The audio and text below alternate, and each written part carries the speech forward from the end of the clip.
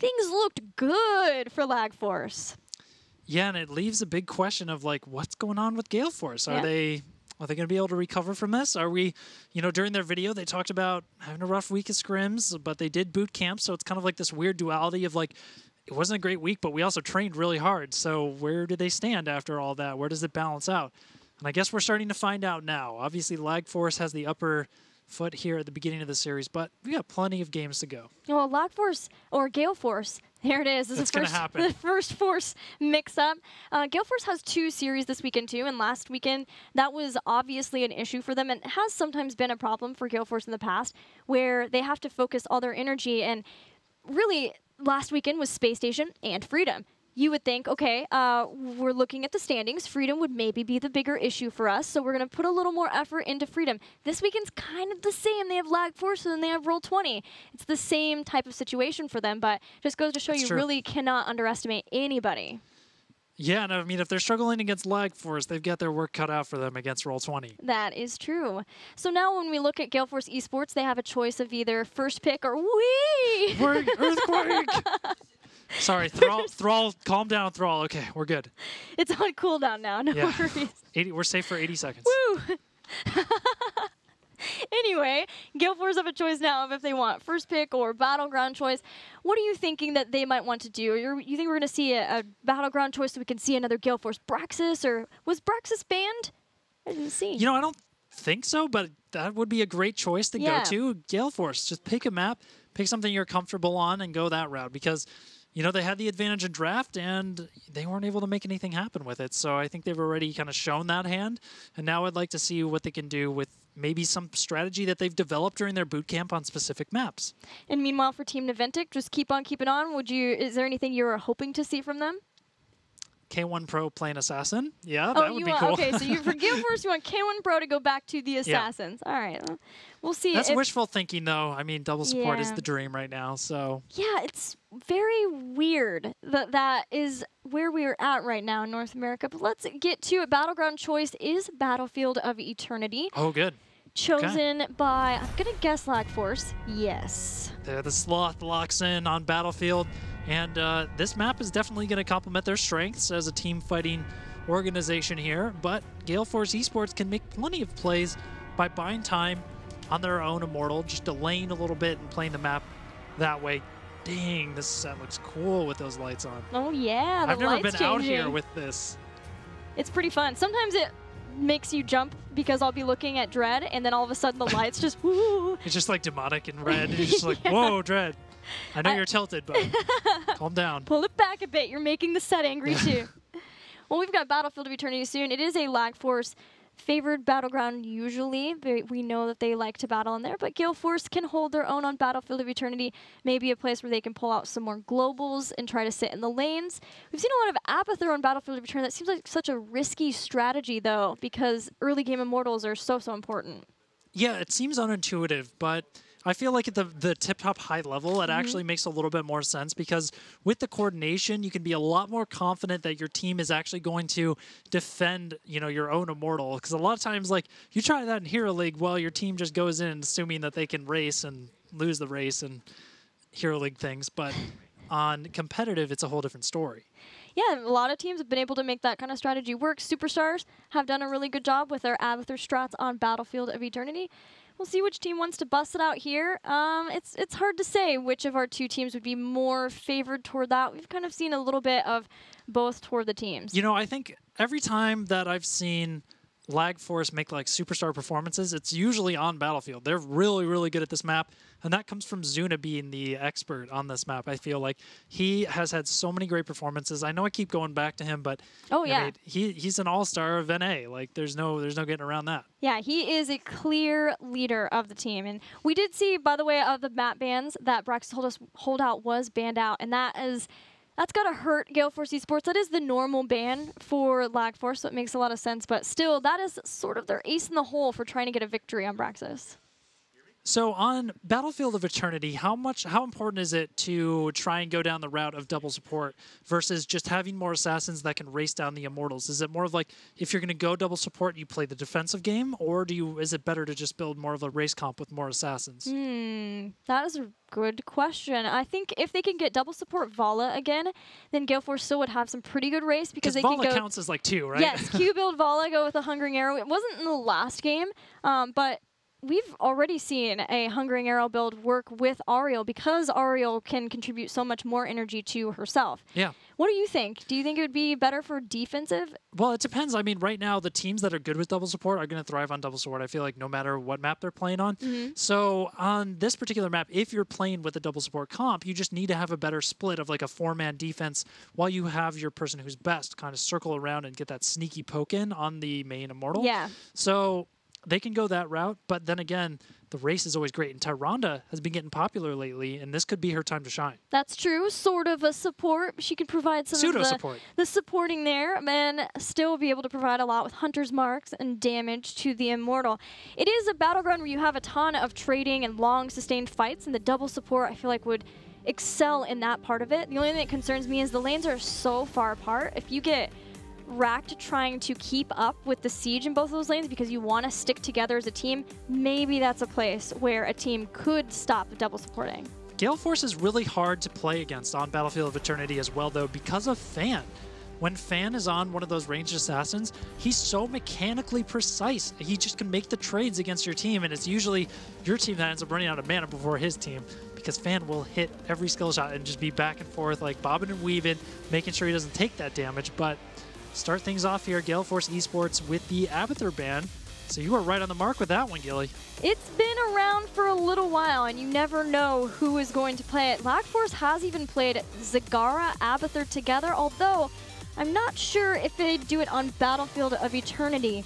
But on something like a Warhead Junction, they get the double Zagara going, then all of a sudden a keep is gone because 2 Zagaras are just sitting there dropping Banelings and Hydralisks and everything on top of it. Have you played against the healing Abathur much lately? That's been getting pretty popular in Hero League lately. Okay. Have you experienced this? A little bit. Yeah, you get the regen on the Carapace, and you get the shield persisting on level 4. Right.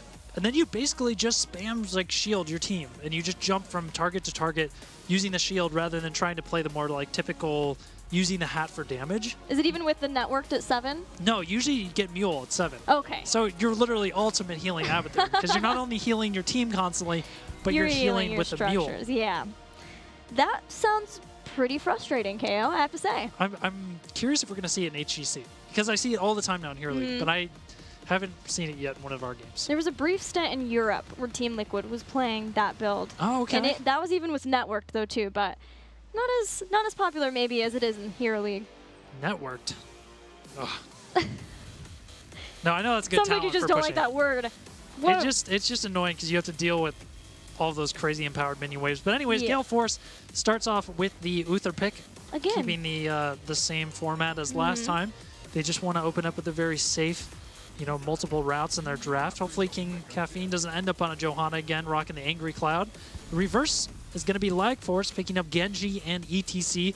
So we're literally seeing copy pasta draft. Doesn't matter if it's Dragon, doesn't matter if it's Battlefield of Eternity. The exact same first 3 picks. The only thing different is an Abathur ban instead of Garrosh. Both of those bans are bizarre, too. Abathur and Garrosh? Yeah, Abathur makes more sense. Yeah, Garrosh was strange. I guess Garrosh made more sense, too, on Dragonshire. But anyways, with Battlefield, with what we're dealing with right now, yeah, Genji and ETC is definitely going to be aggressive again. I mean, the same themes. We could repeat ourselves here on what they're trying to do with their compositions, but thinking outside of the box a little bit. I wonder what they're going to try and build into later into the draft. Now with Genji, I bet you they would have liked to have that Abathur. Yeah, double Genji is 100% better than one Genji.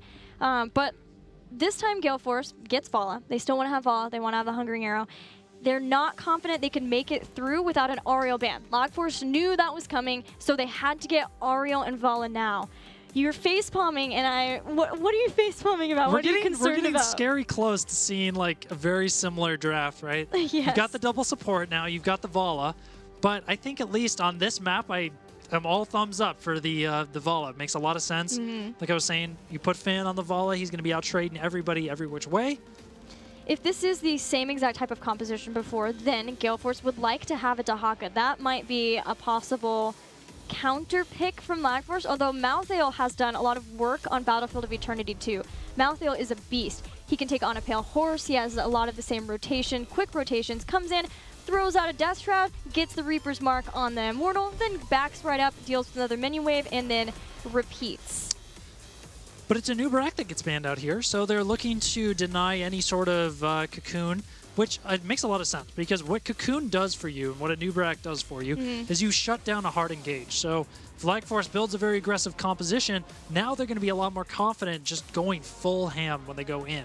But if they don't have the, or rather, if a new Barak was present on Gale Force Esports, then when that engage happens, you just Cocoon one of them, and then all of a sudden they're man down, and they can't just back out. Yeah, and even without the Cocoon, the double ways of being able to stun, there's just way too much appeal for Finn on Valla for Lag Force to go in and try to get the kill on Valla, who is the core concept of this composition. Yeah, she's sort of the pillar of damage for the team, right? Without her, they aren't killing anybody. I thought you were going to say pillar of hope, and I was like, that's true, Ariel this time. That would have been perfect. That's more of like Dread level.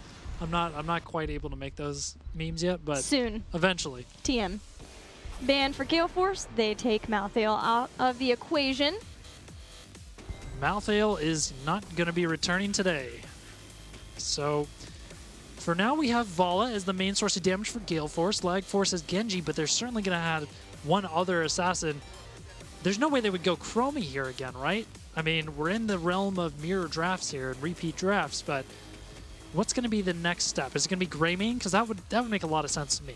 Yeah, I would say Greymane or Li Ming, potentially, for Biggie as a poke damage for Lag Force to keep up with the Valla.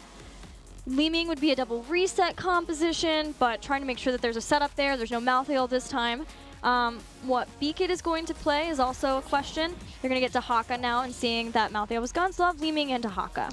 Good call on the Li Ming. I'm a little bit nervous that, you know, the Gloom talent at level 13 for Valla is going to mitigate a lot of that Li Ming damage, since that's looking to be their primary source of damage output. But then again, Genji's just going to be able to train onto Valla and just stay on her in the back line.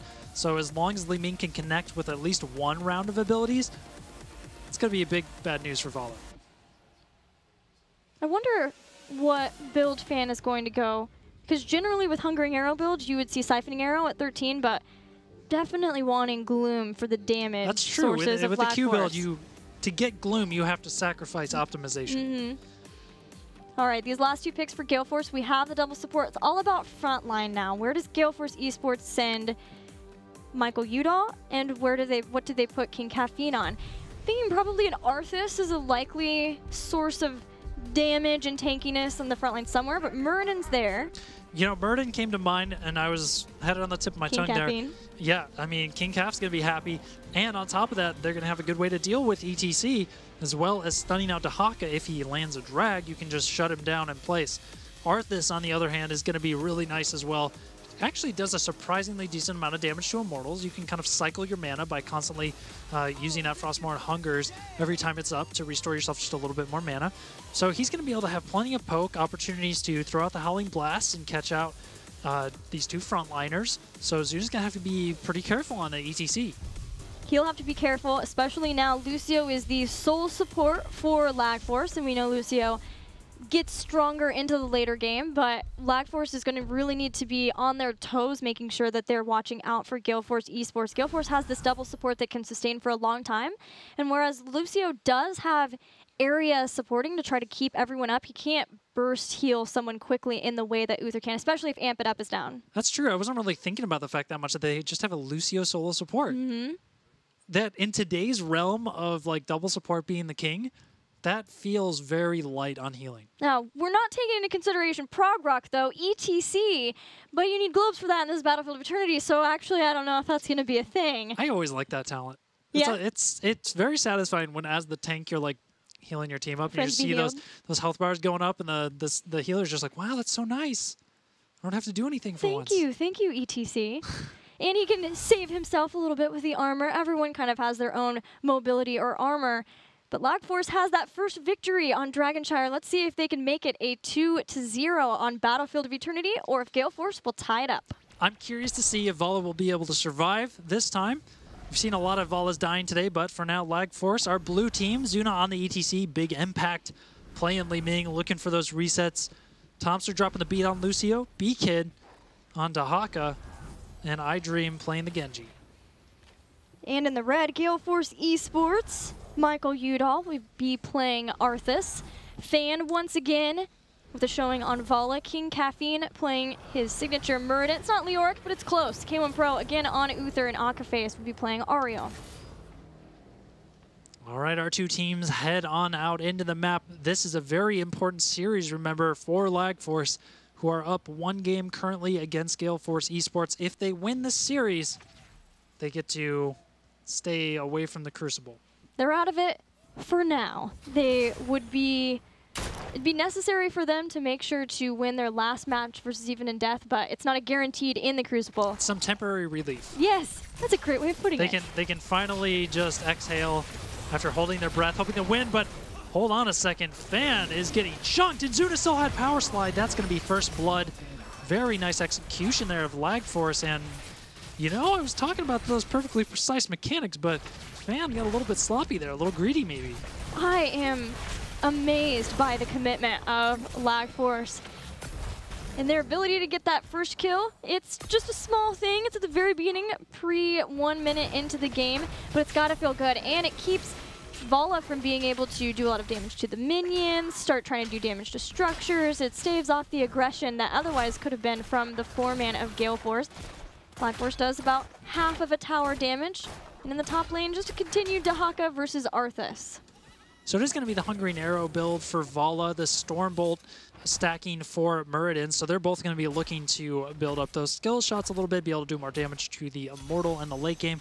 In 14 seconds, we're going to see the first Immortal popping up here. Let's see if we can get the advantage up here in top lane as they're trying to clear those waves out in bottom. The trade continues. Right now, it looks like Lag F is in full control. GFE might be a little bit spooked, but Akaface, you know, he's going into this with full hope.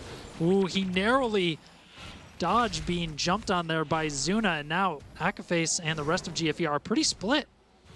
Yeah, there are 2 members, Uther and Vala, together down in the bottom. This could be scary for Akaface. As Gale Force rotates around, but the 2 warriors are collapsing as Fan gets back into the fight. All of Gale Force have found a Zuna who has to power slide away. Yeah, they beautifully converge together to group back up. Gale Force, they definitely have each other's backs in this. Fan finding that poke exactly how he needs to. Nicely done. Now a little bit of a stalemate time. We saw Arthas sneak down to bottom while Uther is going to be soaking up at top. Meanwhile, for the side of Lag Force, it's going to be Dahaka and Genji looking to get that side soak. Zuna here might get aggressive. Oh, that sound wave was perfect, knocking him right back. Or it was actually the whip from Akaface knocking him into the stun. So Zuna takes a little bit of trade there. That was a nice move by Lag Force, though. They're slowly starting to get in there and get that little bit of chunk. Yeah, the rotation up to the top is what Gale Force needed to do to be at the defending spot and to allow Vala to clear out the wave there in the top lane. But there's just a full chase on Michael Udall, but Gale Force just totally fine. They're totally fine with giving up Arthas there because now half of the Immortal is gone. Blink of an eye, gone. Lag Force got very excited for that kill, which is going to put them pretty far ahead when it comes to the experience. And remember that these first Immortals do very little. A nice power slide hits 3 members there. Dahaka. Oh no, B-Kid jumps back in. Is he going to get in tongue range? He's close. He is going to get Akaface. See if he finishes him off. Big E looking for the snipes. Zuna goes back in for a power slide too. They'll claim a 2nd kill in this. Michael Udall still back after the bait where he pulled Lag Force in, but Lag Force at least climbing ahead in experience, even though they did sacrifice or give up something, half of the Immortal health. Lag Force is looking dominant here at the beginning of this game. I was a little bit questioning there. Another one. Look at this aggression. We were talking about Zuna moving on to the warrior role. He doesn't hesitate. He will just snap go on any opportunity he sees to get kills. And honestly, they're just looking like the better team right now. I mean, they're just winning every exchange. This is insane, KO. 5 kills to 0, level lead. they had, I was just talking about how Gale Force had a great rotation up to the top, and then it seemed like they had this perfect bait to pull Lag Force down, but Lag Force didn't allow that to be the end of the statement when it comes to these Immortals. They got super aggressive, they used their ETC, they used their Genji, and they got so many more kills off of that. Yeah, they ended up losing the Immortal, but it is not shielded at all, really. And that is going to be less that Gale Force can do with that. This Immortal surely is not going to get much at all. I mean, Lag Force doesn't have the best team to kill an Immortal, but they have Li Ming, so Li Ming will be able to dish out enough damage to get the job done. The Arcane Orb, they're actually connecting on Fan as well, getting some nice damage, and Lag F, they're going to be looking for any of these opportunities. Oh, Zuna, you got to watch out for that stun from the Immortal. He gets chunked out here, but he still has the well tap available to him, so he's able to top himself back off here a little bit, hang out in the back line. And actually, I think GFE has got to be feeling pretty good about that. They got more than what I feel like they should have out of that push. Yeah, it was necessary to at least get the towers to catch up somewhat with the experience of Lag Force. And now they need to keep going while they're still within range of Lag Force. It's starting with the Mercenary camp in the top. They still have Arthas versus Dahaka on the bottom, but all the rotation coming in from Lag Force is in way to catch Michael Udall, who again will be punished. He used his Icebound Fortitude, but it's still not enough to keep him in the land of the living. Arthas goes down, Dahaka can push that lane, and Lag Force moves on to the next. If Lag F did not get that kill on Arthas, it would have hurt a lot, because they spent all of that time traveling across the map instead of being productive like Gale Force was getting the camp. But because Michael Udall gets picked off there, they didn't respect the fact that Lag Force was not visible on the mini-map at the time. And because of that, it's a big punishment here. Now Lag Force easily able to clean up that camp that GFE worked so hard for. Are they going to hold this night camp and wait for the Shaman? Or are they just going to cap it right away and try to push with it? Because they could just try to push with it. Yeah, they're going to hold on to it. Lag Force just now rotating down to theirs. Don't tease us like that, man. To do the same, but Dahaka is going to have that Crosshair camp at the bottom, which is better timed to do damage and then have the Shaman behind it, whereas it's just the Shaman camp. Lag Force is in a great position with the Immortal phase about to hit, still maintaining the level lead. They have double camp in the bottom lane and can try to get more damage done to this bottom lane before rotating in for the Immortals. So because of the way the situation is playing out right now, Gale Force is going to have the advantage down here because Lag Force is choosing instead to clear out the Shaman. As soon as Gale Force identifies this, they have a great opportunity to go in. They should try to get the engage now if they can. Arthur's starting to come back down, but Genji is watching to see if any of the members of Gale Force try to go for the fight before heroic abilities. Gale Force is on a timer. They don't have heroic students. They're just doing the damage that they possibly can with an Arthas. But it's not Fan. It's not this hungering arrow with the repeating arrow now. This is the place where you really start to get the chunking damage in, but Fala had to be there to defend versus the double Mercenary camp. Oh, the stun there actually did cancel the jump onto Caffeine, so he's going to be taking a big chunk, and iDream gets their heroics, and now they're going in with the Dragon Blade. That's one reset on a very healthy iDream, and they're going to be happy to take their pick off back up and get a nice, healthy, beefy Immortal. Yeah, it's okay to use those heroic abilities because there's no heroics for a long time for Gale Force Esports. This is the danger zone for Gale Force. They have to figure out how they can get heroic abilities here because this is Battlefield of Eternity, and a gigantic Immortal with still a lot of shielding with heroic abilities against Gale Force, if they don't have them, could easily be a keep. Knowing the aggression that Lag Force has shown so far in this series, I would not be surprised to see them go for a full dive if they have a healthy Immortal. But thanks to Gale Force Esports being heads up here, they're getting a lot of damage onto this Immortal right away. Now we see a little bit of a late response here from Lag F, but Akaface is in big trouble. He's surely going to go down here thanks to Genji. It's going to be close. Keeps Akaface alive for a long time, and Akaface gets to the safety of the fort. The double support. Sometimes you just underestimate it. Yeah. You see the one big heal go off and you're like, oh, that's it, he's dead. And then another heal comes in and you're like, oh, I guess they had one more in the chamber. But now Lag Force backing off, recontrolling the map. They're going to have about 40% of the shield left on the Immortal, which is pretty nice. It's going to be a good opportunity for them to look for a dive, despite GFE having their heroics now. Yeah, it was a great mix of tempting Lag Force with a fight. Yeah, 1%. No, Akaface got back and alive. But giving the temptation to Lag Force to fight drew a lot of Lag Force down. Gale Force did a bunch of damage to lower the shielding, and they still kept Arthas in lane, and that gave Gale Force heroic abilities. in a pretty scary situation. You know, we've seen a lot of short Battlefield of Eternity games in our days just because of that weird place where the secondary immortal, if you get some sort of lead the way that LagForce has, and you have heroic abilities against a team who doesn't have them.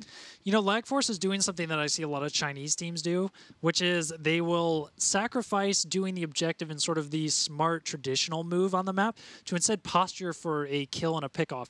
So we saw that early on in the game with LagF rotating from top lane while GFE did the camp. They come all the way down to bottom, find Michael Udall, get that kill, then they're able to go back out onto the map. They've been doing this constantly throughout the series. It's been working out really well for them so far. If you aren't getting those kills and you're committing those resources, it feels real bad, man, because you aren't getting any value. But because they are making it work, it's paying off. Yeah, it seems like an old style of LagForce that we haven't seen in a while. LagForce has been a lot more focused on getting things like, I mean, that's why we have Zagara picks for LagForce. That's why an Abathur ban versus LagForce. They've been more macro focused, but as we get back in the game, we can see that the change up for LagForce has been trying to focus more on the team fights. It's certainly the comfort zone for players like Zuna and iDream, who always have thrived on being aggressive and being able to just take those opportunities and go with it. But now the LagForce Immortal here is pushing down top. That fort is in a lot of trouble. Almost certainly is going to fall here, but let's see if any sort of engage comes out of it from LagForce. They're actually really respecting GFE. I'm surprised to see. I think because Dahak is still bottom, yeah, I guess they were respecting for a good reason because Michael Udall shows up and hits a 3-man Howling Blast. Dahaka, though, is going to go ahead and just keep hanging out at bottom lane, keep chunking down that fort slowly but steadily. Very patient. Very patient. Yeah, I talked about, when the break happened, we talked about the team fight focus of LagForce, but I do forget that they have BKid playing the Dahaka in, whereas maybe earlier we would see LagForce commit their globals too soon to coming in and getting picks. They are pretty patient with when Dahaka actually stalks in, and he might come now because ETC is under so much pressure. Galeforce Esports will get their first kill of the game. Can we just take a quick second to applaud how beautifully orchestrated that was by GFE? Like, the Howling Blast comes out, or Zuna sees the Arthas, so immediately power slides, but then the instant Stormbolt gets the connection, and then Rain of Vengeance is there to lock him down. That was all just done immensely well. It was like the Stormbolt was perfectly predicted, too. Bravo. Yeah, King Caffeine has been nailing his Stormbolts this game a lot of times when he has kept members of his team alive just because he's been predicting where people are coming in, whether it's a stock or whether it is ETC in his power slides. He's sitting at 14 of his Perfect Storm stocks right now. We didn't get to mention, but Sledgehammer was even picked up for him. Not going into Piercing Bolt, but still wanting to help out Vala in the damage that's done to the Immortals. There's situations where Murden will be the last man standing in a team fight, and because he's able to actually go put on a considerable amount of pressure to the Immortal, he's still a really big asset in that way. But look at this. Both of the forts for Galeforce Esports are so low right now. So there's like this hidden power spike just waiting for LagForce to take it whenever they so desire. They're going to get like half the level of experience out of just quickly picking off those two forts.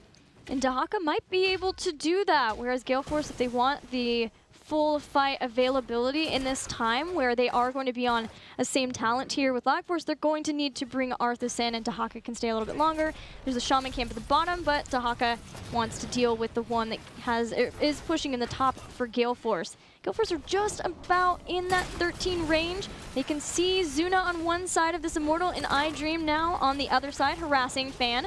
Cap's gonna go in. Calf gets real aggressive there for a second with the toss, but doesn't actually find the connection of the Stormbolt. So they're just going to keep defending here. They've got the double support to keep them topped off. They can always be very comfortable in taking these trades. Now it's GFE that's going to be on the offensive front here as they're looking to poke in.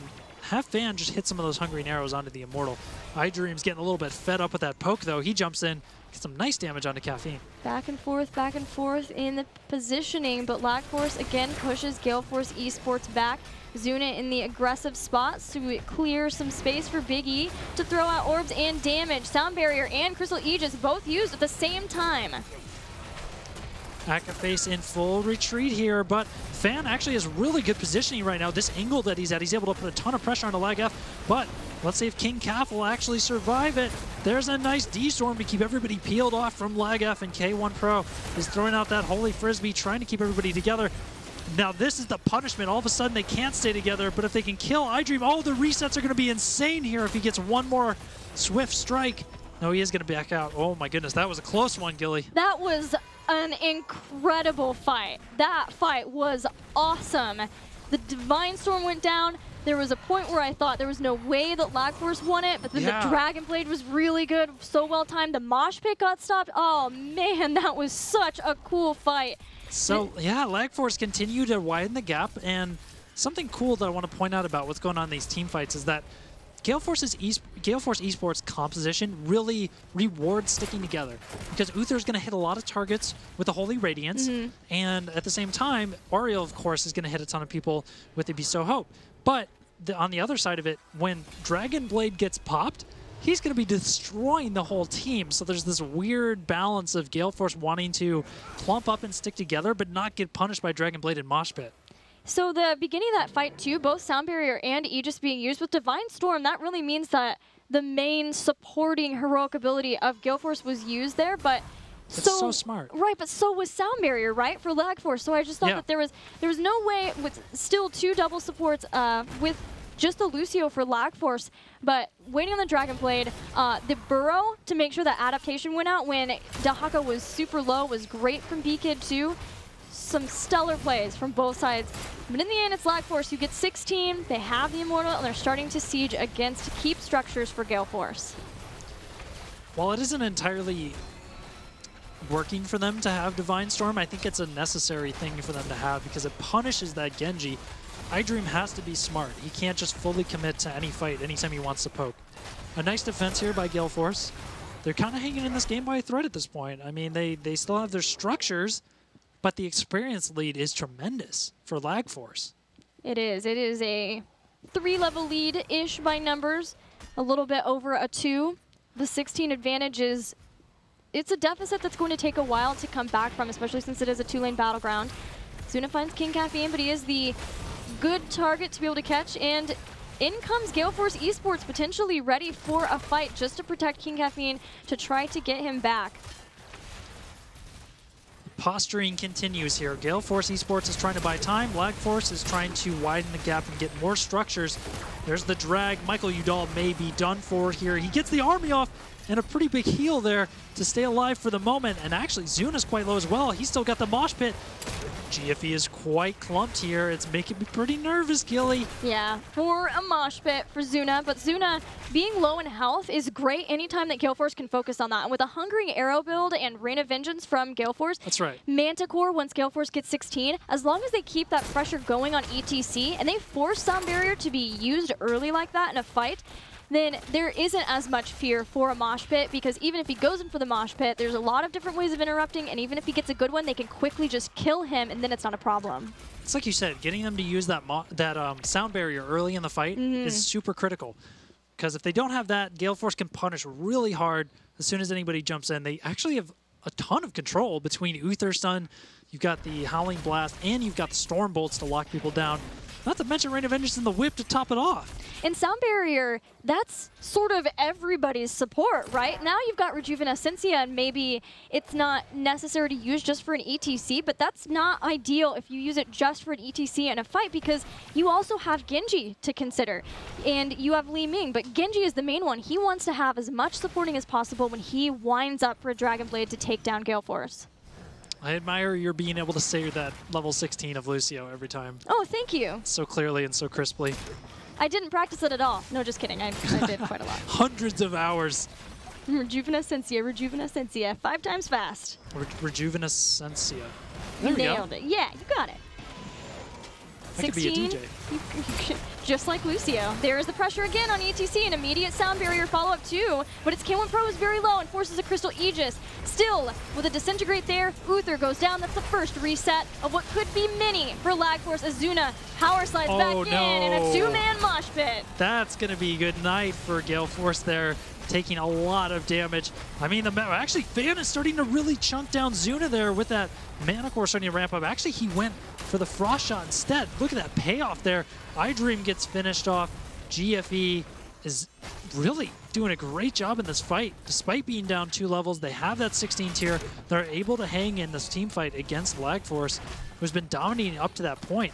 What was really the key moment that allowed GFE to do better in this fight as opposed to all the others? Well, Moshpit went in, it looked scary because a lot of things had already been used to stop it, but the first person who went down for Gale Force Esports was Uther, who could still provide all of his healing and his armor to the team, and a Crystal Aegis was really good in that too. So Gale Force Esports then turning around the detainment strike to hit iDream when he tried to go in and harass Van to keep him from getting all of those hungering arrows, and the frost shot was also great and gave Gale Force that kill, which means they might be able to get their first Immortal of this game.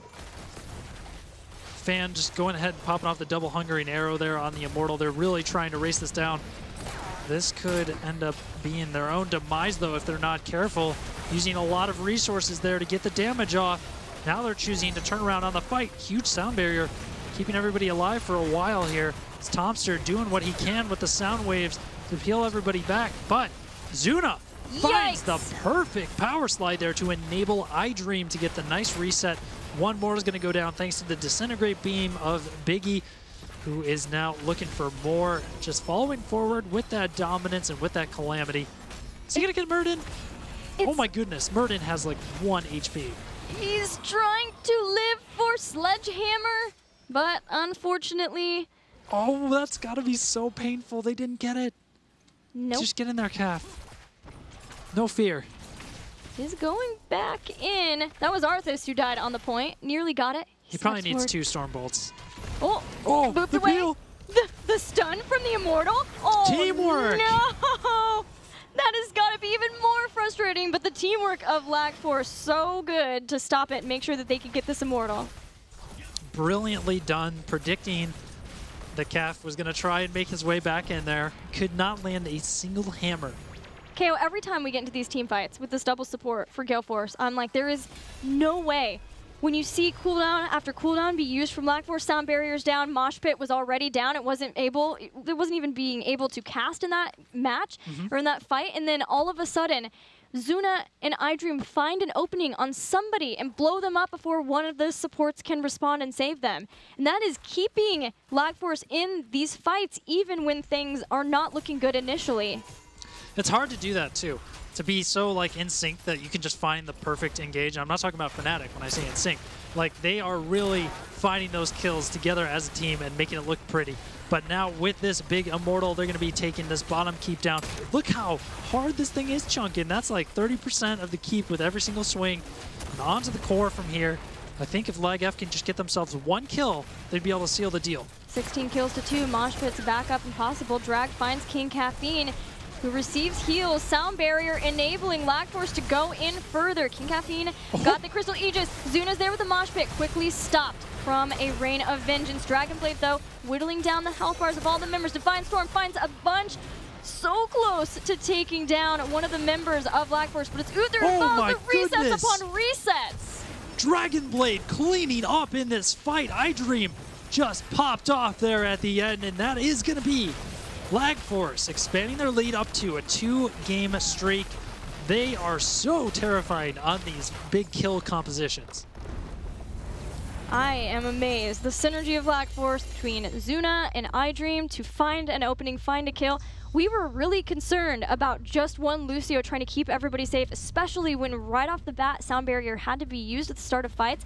But every time that happened, LagForce made sure to make something happen with that sound barrier and then found kills somewhere before anybody could respond. That's right. And you know what I see LagF doing here? They're saying, you know what? We don't want anything to do with your double support. We're just going to instead go for full-on aggression. We're going to look for kills. We're going to try to eliminate targets before you can save them with your double support. So that seems to be working pretty well for them. They may have found a good formula to deal with it. Yeah, MVP for me for that game has to be iDream. Even before he popped off at the end, he was playing exceptionally well with his Genji, even considering that he just had Lucio. He put a lot of damage in, only got caught that one time with the detainment strike. Awesome plays all around, and because of that, LagForce now sits 2-0 over Gale Force. Are they going to